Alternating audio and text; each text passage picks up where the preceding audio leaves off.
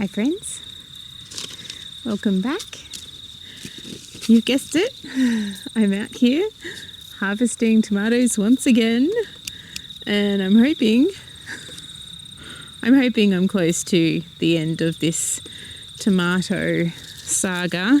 It's mostly cherry tomatoes now, but it is that time again. It is the beginning of the month, a new month, so I wanted to share what I'm planting and what you can plant this month of April in cold regions of Australia.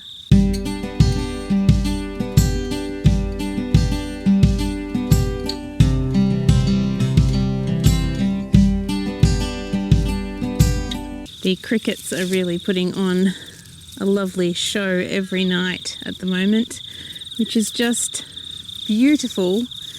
I get to harvest in their chorus. So what you can plant this month in cold regions of Australia is quite limited, but not yet too limiting. It is ideal to have most of these things in by now, but we can do succession planting and get more in the ground. If you haven't already put seeds into the ground or in seed raising trays, I do recommend to go and buy some seedlings just to get a head start, especially with the brassicas like the cabbages and the cauliflowers, because they take a bit longer to get to fruiting or get to size. But we can still plant so many things from seed. So I will be planting lots of beetroot, probably not as much beetroot as I would in the springtime, because I've got lots and lots of pickled beetroot in the house, and I'm not wanting to put the energy into growing things that I've already got a lot of. I'm going to put a list of certain varieties that I'm going to be planting, but yeah, definitely going to be getting some beetroot into the ground. Okay, next is broad beans. Now I've already sown some broad beans and put some into the ground, and in this row behind me I have all of those plants, and I've also planted seed direct into the ground as well.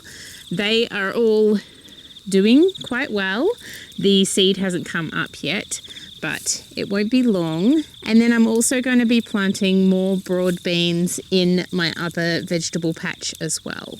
Okay, bunching onions. So spring onions basically, or any onions that grow in a bunch. I'm wondering how many green tomatoes I pick and whether I'm actually going to make that many jars of green tomato pickles or green tomato chutney. I may as well pick them, and then if I don't use them, I can always compost them. All right, carrots. Now, some carrots you can plant now, but other ones recommend that you plant them in springtime. So just check the type of carrots that you have and make sure that they're going to be okay to plant right now.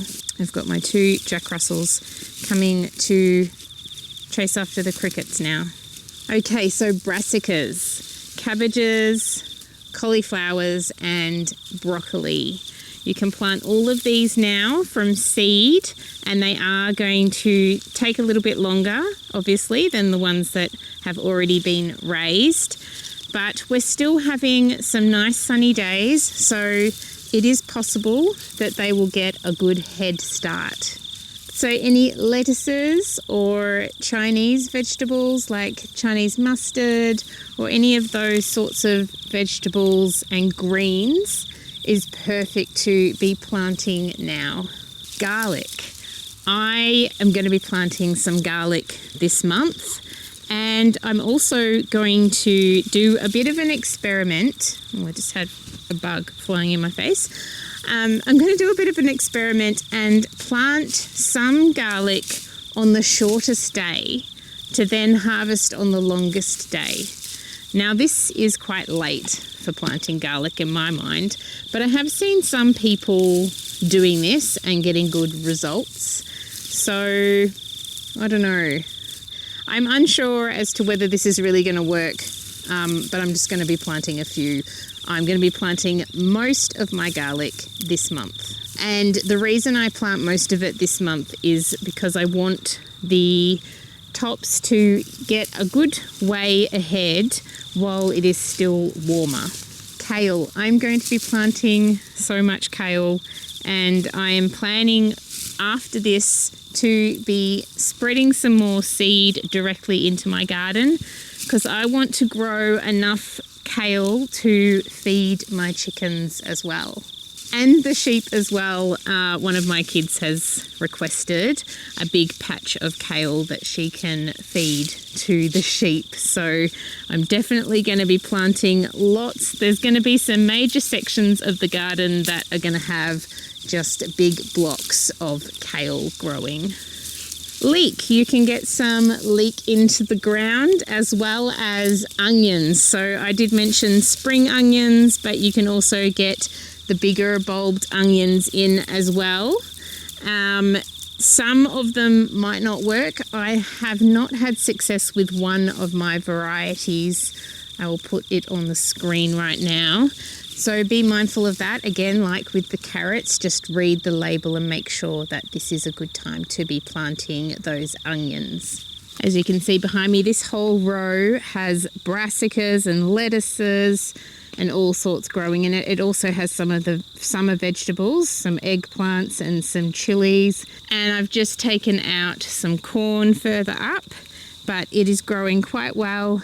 I'm quite happy with this. And on the other side, I have the broad beans. So I'm going to be replicating this pretty much through every row of my vegetable patch, getting all the brassicas in. So I'm going to have quite a succession of harvests in the garden.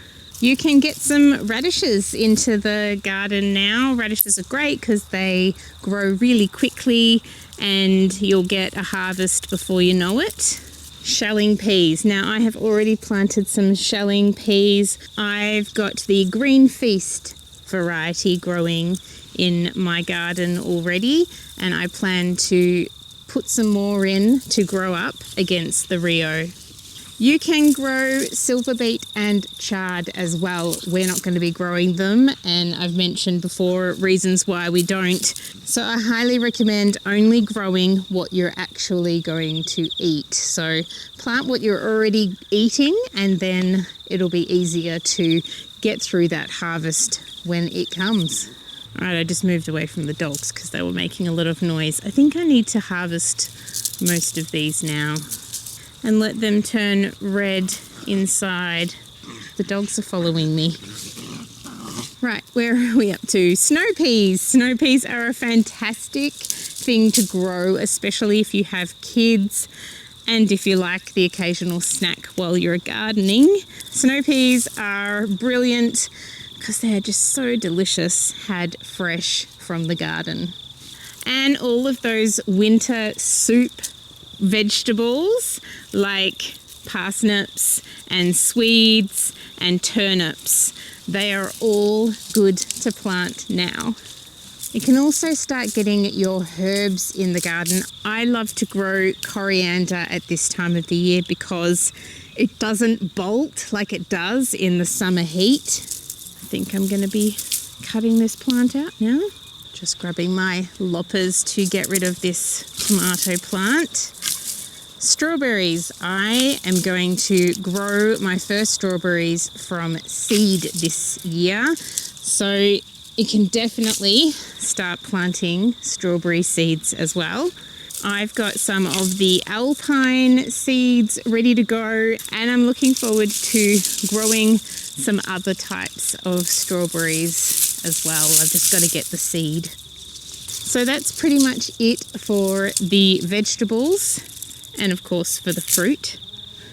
Now for flowers. You would have seen that I have started to plant some bulbs, so I highly recommend getting some daffodils, some tulips, some jonquils, and getting those bulbs into the garden. You can also start growing so many other flowers. One thing I love at this time is to get some more calendula in the ground, and I'm going to be growing some different colours or different shades really of the calendula. Here we go, we're saying goodbye to some of the tomato plants. It feels so good to clean out the summer growth and start afresh. You can plant billy buttons and everlasting daisies as well.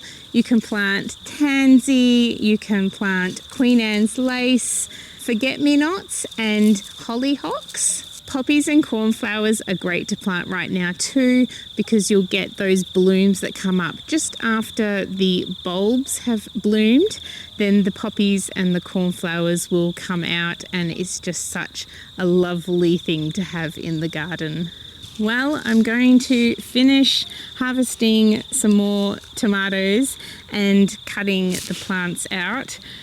As I said, it feels really good to be at this stage of autumn now, and the last thing I have to harvest are the pumpkins, so I look forward to sharing those with you. I've already harvested 3 and I'm pretty happy with what I've gotten so far. But there are at least another half a dozen, if not more, pumpkins in my garden, and I'm elated because I've had so much difficulty growing pumpkins out here on this property since moving here. I used to grow so much in Melbourne, and it feels so good to finally understand why I haven't been growing them well and how I can continue to do it really well in the future. So I look forward to sharing that in a video with you soon. I hope you have a wonderful April in your garden. Remember, it is not too late to get some of these brassicas in the ground. So go ahead and plant some seed and buy some seedlings. It's okay to buy seedlings, and get your autumn crop in for a winter and spring harvest. It's going to be a good one. See you next time, my friends.